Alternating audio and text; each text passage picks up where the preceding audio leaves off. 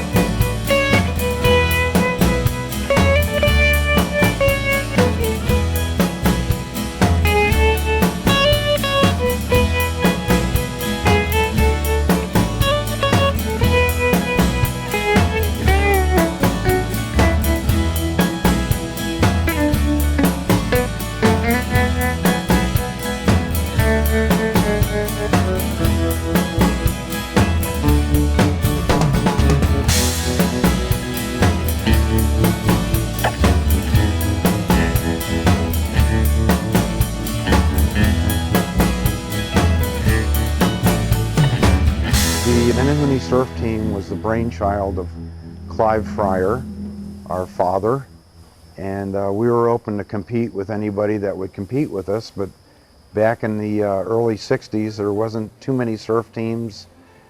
There wasn't a lot of publicity, and so surf teams were surf teams, and if you got to go into competition, you did against another high school or whatever it may be, but nothing on the scale that it is today. Will, I gave you a disc that we actually made in high school. It was all Super 8 movies, and this consisted of everything from South Beach on up the coast. We didn't have professional photographers and people in the water like they do today. It was us, and when the waves were good, we're all out surfing. When the waves petered off a little bit, then somebody would pick up a camera and take a few pictures. But it's a compilation of everything. We went up and down the coast every weekend. At one point we started going up the coast to go surfing, and there'd be like 4 or 5 of us in a car, or maybe a couple of cars, and we'd go to, first it was, I guess, the Palm Beaches, and then it just kept venturing further and further to Cocoa, Daytona, Jacksonville. We just went all up and down the East Coast, and it was kind of cool because back then our parents would, some of us didn't have driver's licenses, and we'd go with guys that did, and they just let us go for the weekend. And basically, you really couldn't get in any trouble. Everybody was just having fun, and we'd go up the coast surfing. And Malapan Inlet was kind of a strange place to go because they had a shark fishing club there, so they would chum the water, you know. But there was a lot of breaks up and down the East Coast. Fort Pierce, I always liked Fort Pierce. Juneau, Jupiter, Stewart, New Smyrna. I mean, there's just so many places to go. And we were going somewhere every weekend. My family had a station wagon, so I wound up being the designated driver. And everybody was supposed to be out front in their driveways at 3 o'clock in the morning, but nobody ever was, so I'm always banging on their bedroom windows. We load up the station wagon, and up the coast we went, right up A1A, almost as far as you could go. And there was no condominiums and gated communities that would bar you from the beach, and you kept looking for waves that were good, and sometimes would wind up as far north as Daytona Beach, and that's in the same day's drive. But we always enjoyed going to the Shark Pit, to Sebastian Inlet, and New Smyrna, Daytona. You know, wherever there was waves, you could pull over to the side of the road and surf, and nobody would hassle you. All right, in our senior years in high school, we spent most of our holidays traveling to go surfing. Always would get Thanksgiving, we'd have dinner with our parents, and we'd be out the driveway by 10, 11 o'clock that night, going somewhere, whether it was Fort Pierce, Cocoa Beach, Sebastian. The guys were always having fun. Beer farts were terrible, but you know, that's the way it was.